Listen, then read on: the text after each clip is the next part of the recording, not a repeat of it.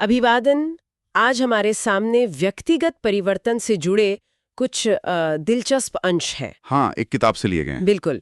और इनमें बताया गया है कि रोजमर्रा के अभ्यासों से मतलब कैसे गहरे अर्थ और खुशी पाई जा सकती है। सही। खास बात यह है कि ये सिर्फ सिद्धांतों की बात नहीं करते, जोर इस पर है कि इन पाठों का अभ्यास कैसे किया जाए। हाँ, अभ्यास। तो आज हम इसी अभ्यास की प्रक्रिया को थोड़ा गहराई से समझेंगे। बिल्कुल। और ये अंश शुरू से ही एक महत्वपूर्ण बात साफ करते हैं। जानना काफी नहीं है, करना जरूर सही है। करना। हाँ। और दिलचस्प बात यह है कि स्रोत ये भी मानता है कि हो सकता है कुछ सिद्धांत शुरू में मुश्किल लगे या शायद सीधे अपनी जिंदगी से जुड़े हुए न लगे। ऐसा होता है कई बार। हाँ, पर इसके बावजूद अभ्यास करने की इच्छा रखना वो पहला कदम है। बस इच्छा। सही कहा। ये इच्छा वाली बात ये बहुत अहम है। स्रोत समझाता है कि यहाँ इच्छा का मतलब ये नहीं कि आप पहले दिन से ही माहिर हो जाएंगे। नहीं, बिल्कुल नहीं। बल्कि इसका मतलब है कि आप अपनी सोच और धारणाओं को बदलने के लिए तैयार हैं। मतलब आप खुले हैं उस बदलाव के लिए। हाँ, एक खुलापन। तो चलिए इन अंशों में दिए गए सुझावों को देखते हैं जो बताते हैं कि इन पाठों का अभ्यास कैसे करें ताकि उनसे अधिकतम लाभ मिल सके। बिल्कुल। लक्ष्य है कि अभ्यास से मिलने वाला अनुभव ही हमें व्यक्तिगत खुशी तक ले जाए, है ना? हाँ, अनुभवी।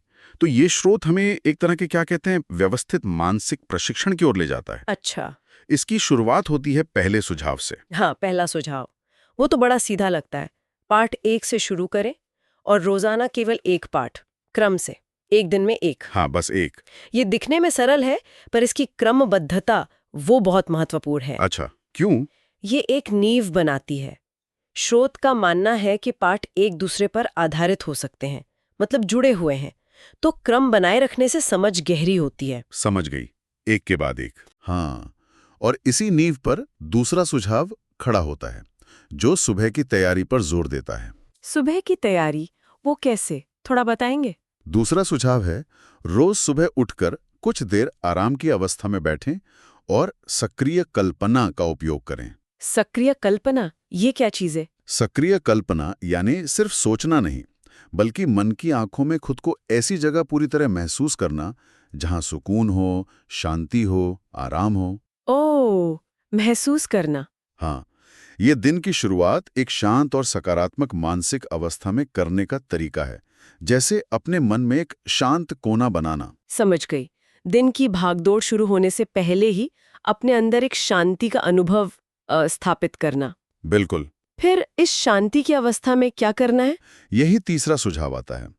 इस शांत आरामदायक अवस्था में कुछ मिनट बिताते हुए उस दिन के पाठ के शीर्षक और उससे जुड़े विचारों को मन ही मन कई बार दोहराना है। दोहराना। हाँ, दोहराना। लक्ष्य है कि ये विचार धीरे धीरे आपके मतलब, आपके अस्तित्व का हिस्सा बनने लगे। ये दोहराव वाली बात दिलचस्प है। क्या ये रटने जैसा है? नहीं, रटने से थोड़ा ज्यादा गहरा। स्रोत का तर्क है कि यह दोहराव केवल याद रखने के लिए नहीं है, अच्छा। बल्कि ये हमारी स्वचालित प्रतिक्रियाओं और गहरी मान्यताओं को धीरे धीरे बदलने का एक तरीका है। जैसे हम अभ्यास से कोई नया हुनर सीखते हैं, है ना? हाँ। या मांसपेशियों की मेमोरी बनाते हैं, वैसे ही ये विचारों को चेतन मन से अवचेतन तक ले जाने में मदद करता है। अवचेतन तक। हाँ, जब हम किसी विचार को शांत अवस्था में बार बार दोहराते हैं, तो वो हमारी सोच और विश्वास प्रणाली का हिस्सा बनने लगता है, धीरे धीरे। यानी ये विचारों को सिर्फ सतह पर नहीं बल्कि गहराई में उतारने की कोशिश है। बिल्कुल। और शायद इसीलिए चौथा सुझाव इतना शक्तिशाली लगता है। हाँ, बिल्कुल। जब विचार दोहराव से गहरे उतरने लगते हैं, तो चौथा कदम हमें एक अहम रोजमर्रा के चुनाव की याद दिलाता है। कौन सा चुनाव? हर दिन खुद से पूछना, क्या आज मन की शांति का अनुभव करना है या संघर्ष का? वाओ, ये सवाल तो बहुत बहुत सीधा और गहरा है ना? शांति या संघर्ष, ये तो दिन भर के लिए अपनी दिशा तय करने जैसा हुआ। हाँ, ये स्वीकार करना कि हमारे पास कम से कम अपनी प्रतिक्रिया चुनने की शक्ति तो है ही। यही इसका मर्म है। ये महज एक सवाल नहीं, बल्कि दिन भर के लिए अपनी मानसिक दिशा तय करने का एक सचेत निर्णय लेने का निमंत्रण है। रोज, हर रोज। हर रोज। ये आपको याद दिलाता है कि आपकी आंतरिक स्थिति वो काफी हद तक आपके चुनाव पर निर्भर करती है। ठीक है, तो सुबह की तैयारी हो गई, दिन का चुनाव हो गया, लेकिन दिन भर इसे याद कैसे रखा जाए? यहाँ पर शायद 5वां सुझाव काम आता है। बिल्कुल। दिन भर इस विचार को ताज़ा रखने के लिए 5वां कदम एक व्यावहारिक तरीका सुझाता है। क्या है वो? उस दिन के पाठ के शीर्षक को एक छोटे कार्ड पर लिखकर अपने साथ रखें। अच्छा, एक कार्ड पर। हाँ, दिन में जब भी मौका मिले उस पर नजर डालें। और सबसे महत्वपूर्ण बात, उस पाठ को हर किसी पर और हर चीज पर लागू करें, बिना किसी अपवाद के। बिना किसी अपवाद के। ये सुनने में थोड़ा मुश्किल लगता है। हाँ, मुश्किल तो है। क्या ये व्यावहारिक रूप से संभव है, खासकर मुश्किल लोगों या परिस्थितियों के साथ? ये एक बहुत वाजिब सवाल है। स्रोत इस पे बहुत जोर देता है, बिना किसी अपवाद के। इसका मतलब यही है कि ये पाठ सिर्फ आसान स्थितियों या पसंदीदा लोगों के लिए नहीं है। असली परीक्षा तो तभी होती है जब आप इन्हें मुश्किल हालात में, सही बात है, या उन लोगों के साथ भी लागू करने की कोशिश करते हैं जिनके साथ आपके संबंध तनावपूर्ण हैं। हाँ। स्रोत का तर्क ये लगता है कि अगर हम अपवाद बनाने लगेंगे तो हम उन क्षेत्रों में बदलाव लाने से चूक जाएंगे जहां इसकी सबसे ज्यादा जरूरत है। अच्छा। ये अभ्यास को सिर्फ सुबह की रस्म नहीं, बल्कि पूरे जीवन का हिस्सा बनाने का तरीका है। ये सुनिश्चित करता है कि सिद्धांत सिर्फ कागज पर न रहें। समझ रही हूँ। ये निरंतर याद दिलाने और सार्वभौमिक अनुप्रयोग पर जोर देता है ताकि पैटर्न सच में बदल सकें। हाँ, पैटर्न बदलें। अच्छा, दिन खत्म होने पर क्या रात के लिए भी कोई सुझाव है इसमें? हाँ, छठा सुझाव दिन के अंत के लिए है।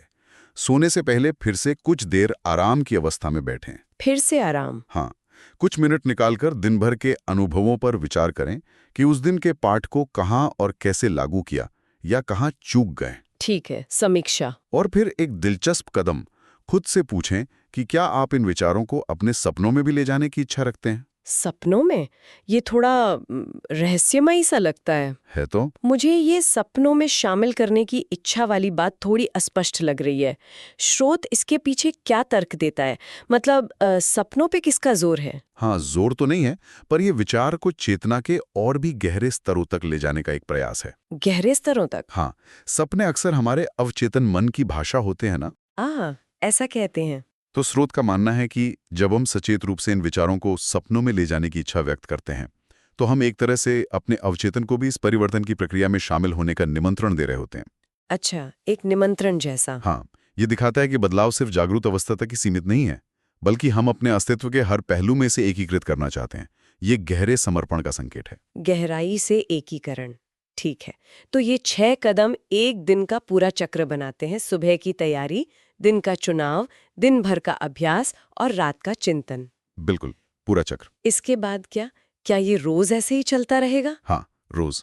और इसके बाद 7वां और 8वां सुझाव पूरी प्रक्रिया को और मजबूत करने और उसे स्वाभाविक बनाने पर केंद्रित है। अच्छा। 7वां सुझाव कहता है कि जब आप सारे पाठ, मान लीजिए किताब में जितने भी हैं, एक बार पूरे कर लें तो रुकना नहीं है। रुकना नहीं है? नहीं, बल्कि पहले पाठ से फिर से शुरू करना है और पूरी श्रृंखला को दोहराना है। ओह, यानी एक चक्र पूरा होने पर फिर से शुरुआत, जैसे किसी कौशल को निखारने के लिए बार-बार अभ्यास करते हैं। बिल्कुल वही। ये निरंतरता और गहरी समझ के महत्व को रेखांकित करता है। स्रोत का मानना है कि पहली बार में शायद कुछ बातें सतही तौर पर समझ आएंगी, लेकिन दोहराने पर गहरे अर्थ और आपसी संबंध उजागर हो सकते हैं। हाँ, ये तो होता है। आप उन्हीं पाठों को अलग अलग जीवन स्थितियों में लागू करके नई अंतर्दृष्टि पा सकते हैं। सही है। और फिर 8वां और अंतिम सुझाव, वो क्या लक्ष्य तय करता है? 8वां बिंदु अंतिम लक्ष्य बताता है। ये कहता है कि अभ्यास का ये रूप तब तक बनाए रखा जा सकता है या बनाए रखना चाहिए जब तक व्यक्ति को पाठों के बारे में सोचने के लिए कार्ड देखने या सुबह याद करने की जरूरत न पड़े। अच्छा, मतलब जब तक ये आदत न बन जाए। हाँ, जब वो बिना प्रयास के ही इन विचारों को सोचने और उन्हें लगातार लागू करने लगे। यानी जब तक ये पाठ और उनके सिद्धांत आपके सोचने और प्रतिक्रिया करने का सहज स्वाभाविक तरीका न बन जाएं। वाह, सहज और स्वाभाविक। बिल्कुल। तो संक्षेप में कहें तो इन अंशों का निचोड़ ये है कि व्यक्तिगत परिवर्तन और खुशी ये सिर्फ इच्छा या समझ से नहीं मिलते। नहीं, वे दैनिक, सचेत और निरंतर अभ्यास का परिणाम है। ये 8 सुझाव इसके लिए एक बहुत ही संरचित कदम दर कदम रास्ता दिखाते हैं। हाँ, एक पूरा ढांचा है। ये सुबह की तैयारी से शुरू होकर दिन भर के सचेत अनुप्रयोग, रात की समीक्षा और फिर पूरे चक्र को दोहराते हुए विचारों को व्यवहार में ढालने का एक पूरा ढांचा है। आपने बिल्कुल सही सार निकाला। ये पूरी प्रक्रिया कुछ मुख्य स्तंभों पर टिकी है। अभ्यास करने की इच्छा है ना? हाँ, इच्छा। फिर कल्पना का रचनात्मक उपयोग, यानी वो सक्रिय कल्पना। हाँ, विचारों का दोहराव, हर पल सचेत चुनाव, शांति या संघर्ष, वो चुनाव, बिना अपवाद के निरंतर अनुप्रयोग, और अंत में महारत के लिए पुनरावृत्ति। हर कदम पिछले पर बनता है और सबका लक्ष्य एक ही है, विचारों को सिर्फ दिमाग में रखने के बजाय उन्हें जीने का तरीका बनाना। जीने का तरीका। हाँ, जिससे अंततः मन की शांति प्राप्त हो सके। स्रोत का मुख्य संदेश यही लगता है कि अनुभव ही असली शिक्षक है और ये अनुभव केवल और केवल अभ्यास से ही आता है। तो इस सब का मतलब क्या है हमारे श्रोताओं के लिए? शायद यही कि अगर कोई सच में बदलाव चाहता है, चाहे वो ज्यादा शांति हो, खुशी हो या किसी खास व्यवहार को बदलना हो, हाँ, तो उसे सिर्फ जानकारी इकट्ठा करने से आगे बढ़ना होगा। सही बात है। उसे सक्रिय रूप से रोजाना इन या ऐसे ही किसी संरचित तरीके से अभ्यास में उतरना होगा। ये कोई जादू की छड़ी नहीं है, बल्कि एक क्रमिक प्रक्रिया है जिसके लिए समर्पण, अनुशासन और धैर्य की जरूरत होती है। धैर्य बहुत जरूरी है। ये एक मैराथन है, 100 मीटर की दौड़ नहीं। बिल्कुल सही कहा, ये एक लंबी प्रक्रिया है। और यहाँ हम एक विचार छोड़ सकते हैं जिस पर श्रोता खुद सोच विचार कर सकें। हाँ, जरूर। 8वां सुझाव कहता है कि लक्ष्य है कि ये अभ्यास इतने सहज हो जाएं कि उनके बारे में सोचना भी ना पड़े। हाँ, बिल्कुल स्वाभाविक। तो सवाल ये उठता है कि जब ऐसा होता है तो क्या व्यक्ति का मूल स्व बदल जाता है या सिर्फ उसके सोचने और व्यवहार करने का बाहरी तरीका बदलता है? ये एक गहरा सवाल है। क्या ये परिवर्तन हमारी पहचान के स्तर पर होता है या सिर्फ हमारे कार्यों और प्रतिक्रियाओं के स्तर पर? या फिर ये दोनों इतने गहरे जुड़े हुए हैं कि उन्हें अलग करना मुमकिन ही नहीं? हाँ, क्या बदलता है, हमारा होना या हमारा करना? बिल्कुल, इस पर मनन किया जा सकता है।